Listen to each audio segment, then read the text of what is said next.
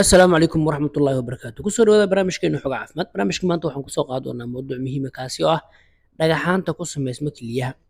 intaan u guda gelin barnaamijka waxaan ka codsanayaa inaad janaalka inoo saartaan subscribe sidoo kale like aad saartaan si dad badan uu gaaro intaa kadib walaalayaal dhagaxaanta ku samaysma keliyaha dhowr nooc ayay yihiin oo way badan yihiin haddaba waxaan doonayaa inaan u dul istaago mid kasta waxa sababa insha allahu tacaala kadibna calaamadaha lagu garto kadibna sida loola tacaali karo iyo ka hortagga ayaan sheegi doonaa ilaah idinkiisa marka koowaad dhagaxaanta ku samaysma keliyaha waxaa muhiim inaad fahanto inay yihiin maadooyin jirkeena ku badan taasina yacni maadaama jirkeena ku badan yihiin oo u nugleeday inay dhagaxaan ka samaysmaan sidoo kale maadooyinkaas aad ka heli karto waxyaabaha qaar aad qaadatay laakiin kama dhigna inaad dhagax caadiya ood isticmaashay oo keliya toos u aaday kama dhigna oo raashinka toos ayuu u marayaa qaybta mindhicirada kadibna saxar ahaan ayuu u baxayaa laakiin waa inaad fahantaa inta ugu badan dhagaxaantu waxay ka samaysmaan maadooyin si gooniya ugu badan waxyaabaha aan isticmaalno ama biyo ha noqdaan ama qudaar qaar ha noqdaan ama jirkeenu ha sameeyo haddaan ugu horeyno nuuca ugu horeeya ee dhagaxaanta inta ugu badan ee jirkeenu uu sameeyo ama waxyaaba aan qaadano ku jiri kara sidoo kalena dhagaxaanta nuuca ugu badan ah ee keliyaha ku samaysma waxaa loo yaqaanaa calcium stones dhagaxaanta nuucaana ee calcium stoneska waxay ka yimaadaan mataqaanaa nuuc waxay u samaysaa nuuc la yidhaha calcium oxalate maadadan la yidhahdo calcium oxalate waa maado beerka uu sameeyo sidoo kalena qudaarta cunnadu sidoo kalena cunnooyinka qaar laga helo sida miraha qudaarta qaar looska shukulaatada iyo waxyaabaha kale ay ku badan tahay oxalateska waxaa la yidhaahdaa cunnooyinka ay ku badan tahay mindhiga dadka qaar ee mindhicirada qaliin ka maray ee qaybo kamid a mindhicirada la saaray ama caloosha qaar kamid a la saaray wuu ku badan yahay calcium oxalateska la yidhahdo ama calcium stoneka waxa la yidhahdo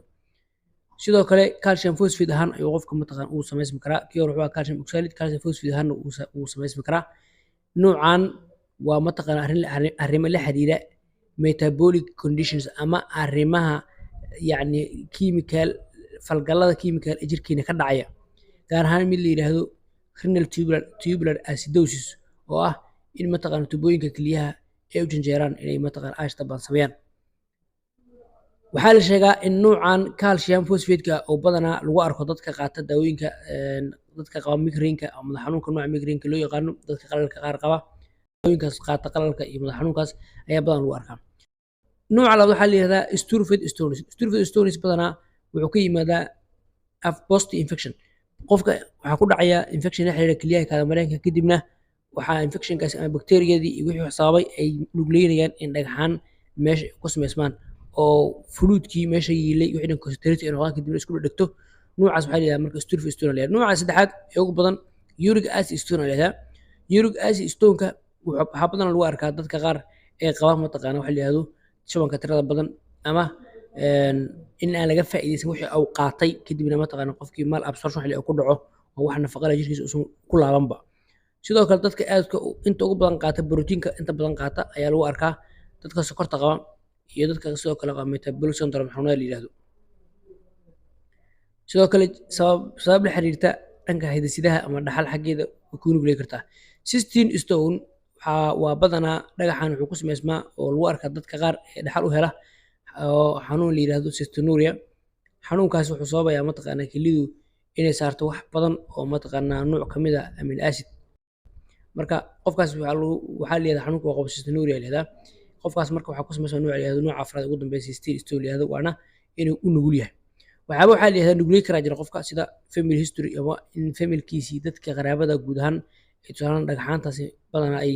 qabaan sidoo kale haddii qofku mar kasta uusan biyo cabin oo dehydration xaaladda lee ku sugan yahay oo kale waxaa u nugley karta in dhagaxaanta keliyaha ay ku samaysmaan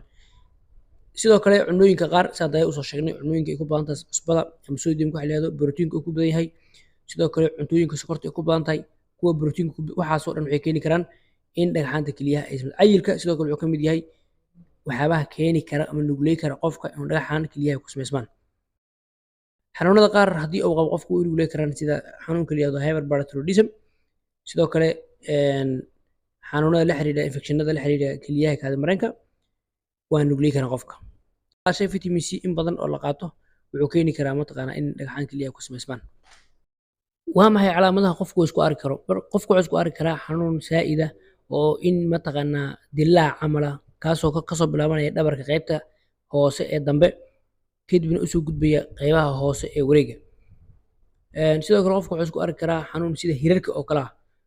kaayada oo xanuujida uu isku arki karaa, kalarkeedu isbedesha, lalabo mararka qaar, matag, qandho haddii infection iyo wax noocaas ay jiraan oo dhagxaantii iyo wixii oo dhan ay iskaashadaan. dhakhtar waxaad u baahan tahay dhakhtar aad rabto markii xanuunka uu aad u daraado oo aad mataqaana uusan kaa fuqeynin. sidoo kale haddii qandho badan aad leedahay, labo badan aad leedahay, matag badan aad leedahay, kaadi dhiig oo soo raaco, kaadida aysan kaa bixinin, waxaasoo dhakhtar inaad booqato ayaa muhiim kuu ah insha allahu tacaala. Sidee lagu ogaa karaa in dhagaxaan keliya ay kaaga jirto? waxa ugu muhiimsan ee badanaa la sameeyaa waa in qofka scan la saaro, CT scan ama ultrasound la saaro ama X-ray mararka qaar la saaro,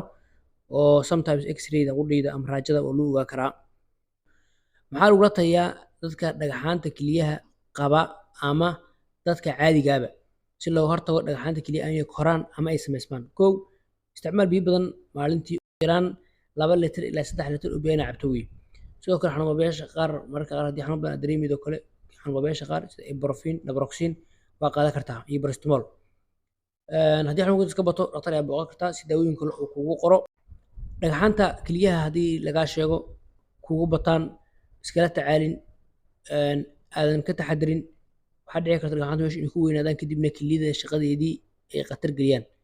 si taas looga hortago, haddii laguu sheego in dhagaxaanta kelyaha ku jira ay waaweyn yihiin ama ay badan yihiin, waa inaad taxadar badan sameydaa, waa inaad la socotaa dhagaxaantada 3 bilood ama 6 bilood marba. haddii aan wax dhib aan isku arkin waa inaad computer saartaa si jag aba. haddii dhagaxaan waaweyn ay jiraan kelyaha, dhakhaatiirtuna ay kuu soo jeediyaan dhagaxaanta in lagaa burburiyo, waxaan soo jeedinayaa inaadan diidin, sababtoo waayahan dambe qalliinkii noocii la isfuri jiray oo dhinac la jeexi jiray hadda waa laga tegay, nooc yar oo kaamiro yar inta gudaha la geliyo dhagaxaanta lagu soo qaada ayaa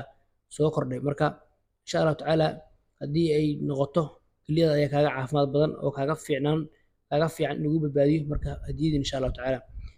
intaas ayaan kusoo gabagabeynaynaa barnaamijka. wixii talo iyo tusaaleyna commentiga qofkii raba inuu mataqaanaa talo isoo weydiiyo ama arrimaha qaar ila wadaago, lambarka WhatsApp-ka ee shaashada ku qoran ha iga soo xiriiro. garabkiina la galo, share dhaha muuqaalka. Salaamu calaykum.